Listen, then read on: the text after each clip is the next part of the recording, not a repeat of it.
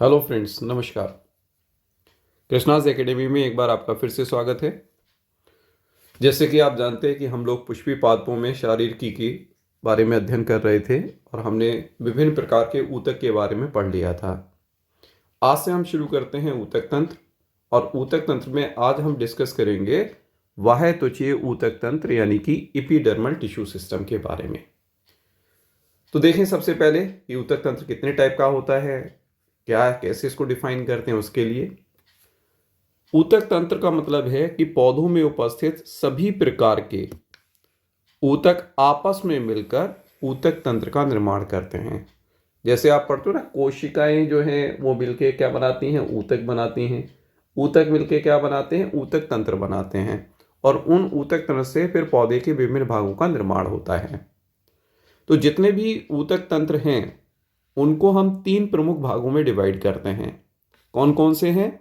बाह्य त्वचीय ऊतक तंत्र या एपिडर्मल टिश्यू सिस्टम, भरण ऊतक तंत्र यानी कि ग्राउंड टिश्यू सिस्टम, संवहन ऊतक तंत्र यानी कि वेस्कुलर टिश्यू सिस्टम।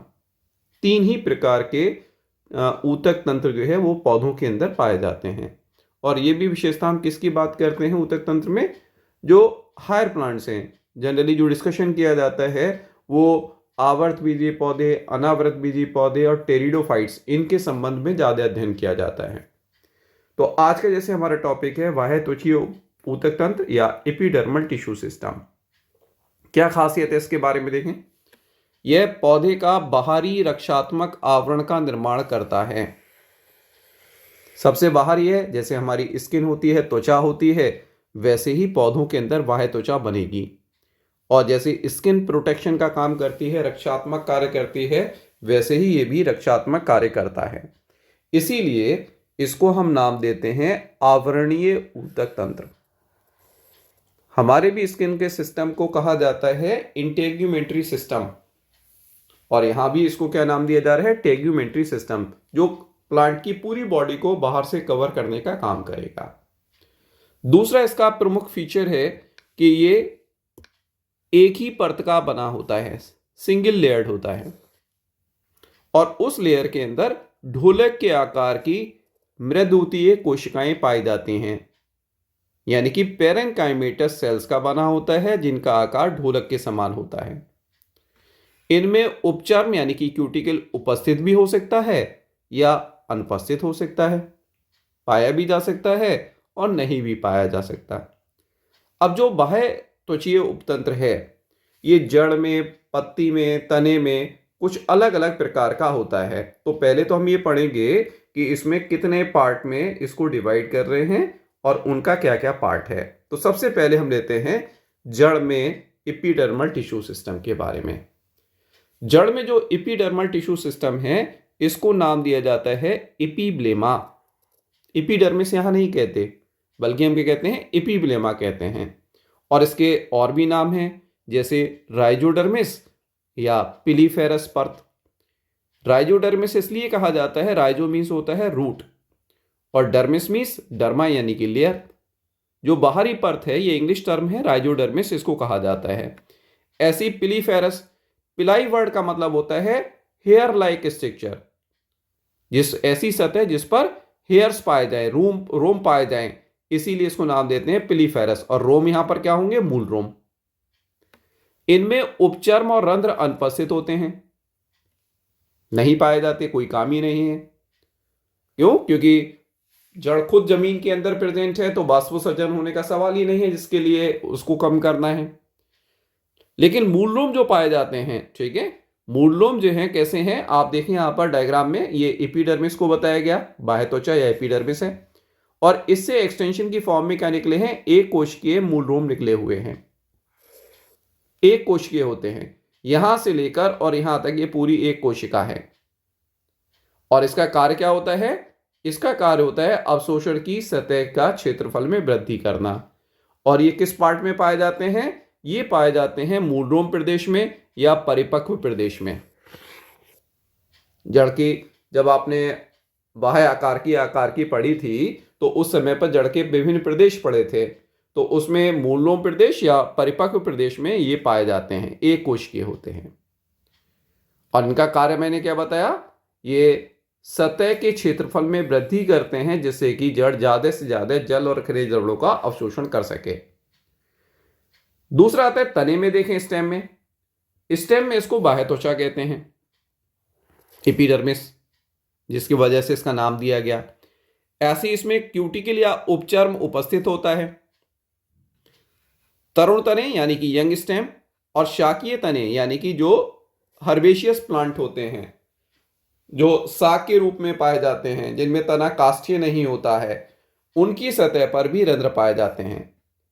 तो तने में, ठीक है, केवल किस में मिलेंगे, जो भी प्लांट है उसके यंग तने के अंदर, चाहे वो यंग शाखा भी क्यों ना हो, और सारे वो पौधे जो हर्ब की कैटेगरी में, शाक की कैटेगरी में आते हैं, उन पर भी पाए जाते हैं। वैसे मुख्यतः अगर हम ये कहें तो जो खास तौर से उपचर्म की हम बात कर रहे हैं, ये तो सभी में उपस्थित होगा, तने में भी, पत्ती में भी। जो रंध्र हैं ये जनरली पत्तियों की सतह पर पाए जाते हैं। अब क्या देखा गया कि जैसे हमने कहा जड़ों पर मूल रोम प्रेजेंट थे, वैसे ही कुछ पौधों के अंदर रोम पाए जाते हैं, स्टेम हेयर्स पाए जाते हैं, जिसको स्तंभ रोम भी कह सकते हैं, या इंग्लिश में एक टर्म यूज किया जाता है और वो है ट्राइकोम। ये उपस्थित भी हो सकते हैं और अनुपस्थित भी हो सकते हैं। बहुत सारे पौधे हैं जिनके तनों पर ये नहीं पाए जाते रोम। ऐसे ही ये मृदु या कठोर हो सकते हैं, सॉफ्ट या स्टिफ हो सकते हैं, एक कोशिकीय या बहुकोशिकीय हो सकते हैं, अशाखित या शाखित हो सकते हैं, ब्रांच या अनब्रांच हो सकते हैं। ये डायग्राम शो किया गया। पहले वाले डायग्राम में आप देखें क्या है, ये बाह्य त्वचा हो गई, ये उपचर्म हो गई। ऐसे ही ये क्या निकला है, एक कोशिकीय रोम निकला है, एक कोशिकीय रोम है। और इधर आप देखें यहां पर भी उपत्वचा, बाह्य त्वचा हो गई, उपचर्म हो गया, और ये बहुकोशिकीय हैं। यहां पर आप देखें मैंने इसमें मार्किंग कर रखी है, कई सेल्स की फॉर्म में इसको बनाया है। अब इसके कार्य क्या है, रोम के कार्य की बात करें तो ये क्या करता है, वाष्पोत्सर्जन को कम करने का काम करता है। और जिन पौधों के अंदर ये स्टिफ या कठोर होते हैं तो ये क्या करता है, रक्षा करता है, किससे, चरने वाले जंतुओं से। चरने वाले जंतु इसको नहीं खाएंगे क्योंकि वो स्टिफ हैं, थोड़े से कठोर हैं। और ये सिक्रीशन या श्रवण का भी कार्य करते हैं, सिक्रीशन या श्रवण का भी कार्य करते हैं। तो ये दोनों डायग्राम आपके सामने है जिसमें मल्टी सेलुलर और यूनिसेलुलर, ये ए और बी क्या है, ये शो कर रहा है बहुकोशिकीय रोम के लिए। नेक्स्ट आता है पत्तियों में। पत्तियों में कुछ इंपॉर्टेंट चीज है। तने के अंदर क्या होता है, जो तने की आप अंतःस्थ काट देखोगे तो ये सर्कुलर जनरली दिखाई देती है, या वेव की फॉर्म में इस तरीके से हो सकती है, कोई दिक्कत नहीं है। लेकिन ये एक दूसरे से जुड़े हुए हैं सारे पार्ट। क्या कहना चाह रहा हूं मैं कि इसमें यहां से शुरू हुआ और यहीं पर खत्म हो गया, तो एक सर्कुलर मैनर में या एक वेव की फॉर्म में ये प्रेजेंट होते हैं। लेकिन पत्ती के अंदर क्या होता है, पत्ती जो है वो फ्लैट हो जाती है, चपटी हो जाती है। पत्ती को अगर आप देख रहे हो तो पत्ती के अंदर मोटाई लगभग ना के बराबर होती है। जैसे मान लीजिए ये हमारे पास एक पत्ती है और इसका अगर हम अनप्रस्थ काटेंगे तो ये हमें बस इतना पतली सी दिखाई देगी। तो इसकी दो सतह हो जाती है, एक ऊपरी सतह, एक निचली सतह। तो दोनों पर एपिडर्मिस प्रेजेंट है, तो इसको हम नाम देते हैं ऊपरी बाह्य त्वचा और निचली बाह्य त्वचा। इसीलिए पहला पॉइंट यहां लिखा है, ऊपरी व निचली बाह्य त्वचा में विभेदित रहता है। एपिडर्मिस के बारे में हम बात कर रहे हैं, बाह्य त्वचा के बारे में बात कर रहे हैं। दूसरा इसका पॉइंट है, सामान्यतः ये एक परत का बना होता है, परंतु कुछ पौधों में बहुपर्तीय होता है। उदाहरण क्या है, जैसे कनेर, नेरियम जिसको हम कहते हैं, या बरगद का जो प्लांट है, पीपल का जो प्लांट है, इनके अंदर जो है वो ये बहुपर्तीय होता है। जो बरगद पीपल की जीनस है या रबड़ के पौधे की जो जीनस है वो है फाइकस, ये याद रखेंगे। तो फाइकस में और नेरियम के अंदर जो है ये बहुपर्तीय होता है। इनमें रंध्र भी पाए जाते हैं और उपचर्म भी होता है। अब एक बीजपत्री पौधों में और द्विबीजपत्री पौधों की पत्तियों के अंदर अगर हम इनकी संरचना देखेंगे तो थोड़ा सा भिन्नता होती है। पहले देखें, एक बीजपत्री पौधे की पत्ती की अनप्रस्थ काट का अध्ययन हम करेंगे तो ये ऊपरी बाह्य त्वचा, ये निचली बाह्य त्वचा। ये ऊपर की पद सतह पर उपचर्म और ये नीचे की सतह पर उपचर्म, और ये दिखाए गए हैं इस पर प्रेजेंट रंध्र। बीच में पार्ट हमने ड्रॉ नहीं किया क्योंकि हम बाह्य त्वचीय तंत्र पढ़ रहे हैं। ये क्या है, इसमें मध्योतक होता है और साथ में वेस्कुलर बंडल्स भी उपस्थित होते हैं, सम्मान बंडल भी पाए जाते हैं। तो यहां आप देख रहे हो उपचर्म की मोटाई दोनों सतह पर एक जैसी है और दोनों सतह पर रंध्रों की संख्या भी कैसी है, समान है। लेकिन द्विबीजपत्री पौधों की पत्ती की अनुप्रस्थ काट अगर आप देखोगे तो ऊपरी बाह्य त्वचा पर मोटा उपचर्म होता है और निचली बाह्य त्वचा पर पतला उपचर्म होता है। मोटा उपचर्म और पतला उपचर्म ये प्रेजेंट होते हैं। और रंध्रों की संख्या की बात करें तो असमान वितरण होता है। ऊपरी सतह पर क्या होता है, रंध्र कम होते हैं और निचली सतह पर रंध्र ज्यादा होते हैं। टोटल नंबर बराबर हो सकता है लेकिन वितरण अलग अलग है। और ऐसा क्यों होता है, बाष्पोत्सर्जन को कम करने के लिए। और जितने ऊपर कम है उनको कंपनसेट भी कराना है क्योंकि रंध्रों के द्वारा गैसों का आदान प्रदान भी होता है। अब रंध्र क्या है इसके बारे में बात करें तो रंध्र क्या होते हैं, ये अति सूक्ष्म छिद्र हैं जो पत्तियों की सतह पर या तरुण तने की सतह पर पाए जाते हैं। कास्तीय तनों की सतह पर रंध्र नहीं पाए जाते। हाँ, वहां पर एक नई चीज प्रेजेंट होती है जो द्वितीयक वृद्धि के बाद द्विबीजपत्री तनों की सतह पर पाई जाएगी, जिसको हम नाम देते हैं लेंटिसिल, जिसको कहा जाता है वातरंध्र। अब ये तो केवल छिद्र है लेकिन ये कोशिकाओं के समूह से घिरा रहता है और ये एक सिस्टम बनाता है या एक उपकरण बनाता है जिसको हम नाम देते हैं रंध्रीय उपकरण। रंध्रीय उपकरण क्या होता है देखें इसमें। सबसे पहले बात करें द्विबीजपत्री पौधों में तो आप देखिए ये बीच में जो दे रखा है ये है रंध्रीय छिद्र जिसको हम स्टोमेटल पोर कहते हैं, अपर्चर। ये घिरा रहता है दो द्वार कोशिकाओं से या रक्षक कोशिकाओं से और इनका आकार कैसा होता है, वृक्क के आकार का होता है या सेम के बीज के आकार का होता है। ये द्वार कोशिकाओं का स्पेशल शेप है इसके अंदर। और इनकी जो सतह होती हैं, जो बाहरी भित्ति है, ये जो डायग्राम में दे रखी है, ये पतली होती है और अंदर की तरफ जो रंध्र की तरफ होती है अंतःभित्ति, ये कैसी है, मोटी होती है। और ये दोनों में जो मोटाई का अंतर है या थिकनेस का जो अंतर है, यही रंध्रों के खुलने तथा बंद होने में सहायक होता है। जितने भी द्विबीजपत्री पौधे की पत्तियां होती हैं उनकी रक्षक कोशिकाओं में या गार्ड सेल्स में हरित लवक या क्लोरोप्लास्ट पाया जाता है और ये घिरी रहती हैं, दोनों द्वार कोशिकाएं घिरी रहती हैं एक स्पेशल एपिडर्मल सेल्स के थ्रू या बाह्य त्वचीय कोशिकाओं के थ्रू, जिनको हम नाम देते हैं सहायक कोशिकाएं। और सहायक कोशिकाओं के बाहर क्या प्रेजेंट है, नॉर्मल जो बाह्य त्वचीय का पार्ट, कोशिकाओं का पार्ट है, वो प्रेजेंट होता है। जनरली जब भी स्टोमेटा खुलेंगे, बंद होंगे, तो गार्ड सेल्स और सहायक कोशिकाओं के मध्य वाटर का या जल का आदान प्रदान होता है। जल यहां से यहां से यहां जाएगा। जब गार्ड सेल से जल रक्षक कोशिकाओं में पहुंचता है तो ये फूल जाती हैं, जिसकी वजह से रंध्र खुल जाते हैं।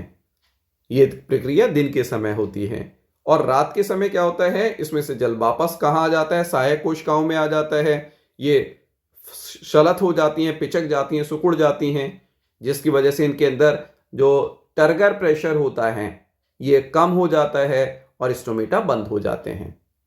तो दोनों मिलकर द्वार कोशिकाएं और सहायक कोशिकाएं, अगर आपसे पूछा जाए इनका कार्य क्या है, तो ये रंध्र के खुलने तथा बंद होने की क्रिया को नियंत्रित करने का कार्य करते हैं।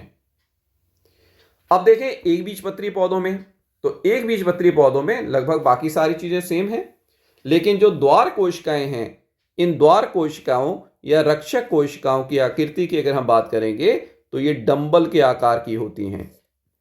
डंबल के आकार के। कुछ साइंटिस्ट इसी शेप को अगर देखते हैं तो कुछ इस तरीके से बना सकते हैं।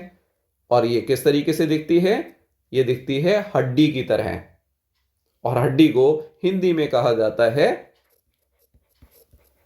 अस्थि। तो ये अस्थि का आकार भी होते हैं, अस्थि के आकार के भी हैं। या तो डंबल का आकार दिया जाएगा, डंबल के आकार के हैं, या कैसे कह दिया जाएगा, अस्थि के आकार के होते हैं। नेक्स्ट पॉइंट जो हमने ऊपर डिस्कस किया था, ये बहुत इंपॉर्टेंट है, पूछा जाता है, रंध्रों का वितरण।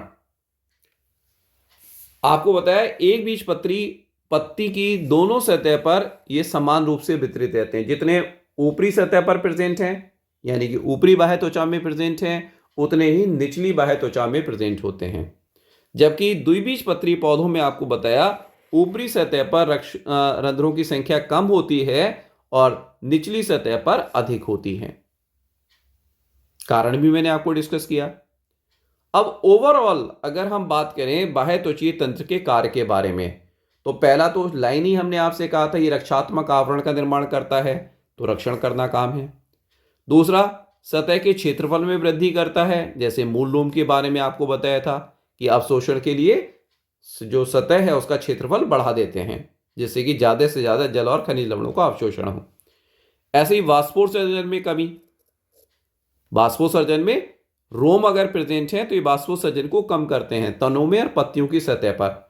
यह आपको बताया जो उपचर्म इसके साथ में जुड़ा हुआ है, वो उपचर्म क्या करता है, वाष्पोत्सर्जन की दर को कम करने का काम करेगा। जितनी मोटाई ज्यादा होगी उतना ही वाष्पोत्सर्जन कम होगा।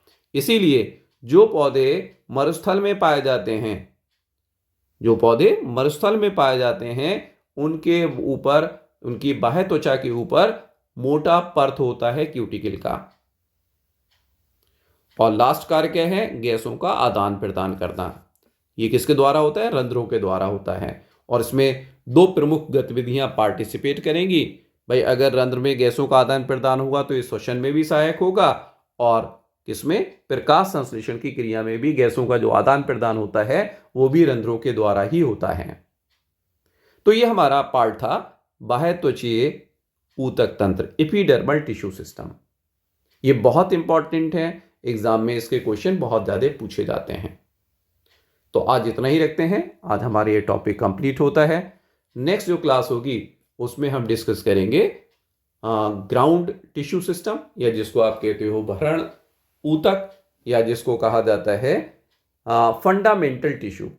तो फंडामेंटल टिश्यू के बारे में या भरण ऊतक तंत्र के बारे में हम नेक्स्ट क्लास के अंदर डिस्कस करेंगे। उम्मीद है ये आपको अच्छी तरीके से समझ में आया होगा। एक बार इसको दोबारा से रिवाइज कीजिए और उसके बाद नेक्स्ट क्लास में हम कंटिन्यू करेंगे। थैंक यू, धन्यवाद। हाँ, इस चैनल को लाइक करें, सब्सक्राइब करें और ज़्यादा से ज़्यादा लोगों के साथ शेयर करें। इससे हमारा भी मनोबल बढ़ता है और बच्चों को भी फायदा ज़्यादा से ज़्यादा हो सकता है। Thank you.